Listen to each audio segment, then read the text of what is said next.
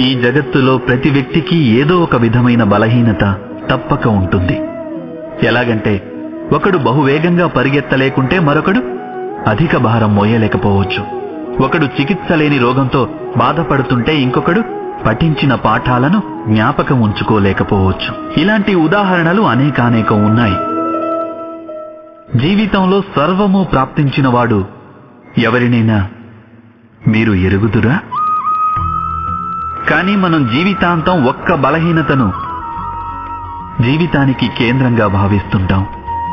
ఈ కారణం వలనే హృదయంలో దుఃఖం ఇంకా అసంతృప్తి సదా ఉంటాయి. దౌర్బల్యం అనేది మనుషుల జన్మతఃనో లేక ప్రమాదవశానో ఏర్పడుతుంది. కానీ ఆ దౌర్బల్యాన్ని చాలా మంది మనుషులు తమ పరిధిగా భావిస్తారు. కానీ కొందరు వ్యక్తులు ఇలా కూడా ఉంటారు. వారు తమ పురుషార్థంతోనూ శ్రమతోనూ వారిలోని దౌర్బల్యాన్ని పరాజితం చేస్తారు. మరి వారికి ఇతరులకి ఉన్న భేదం ఏమిటి?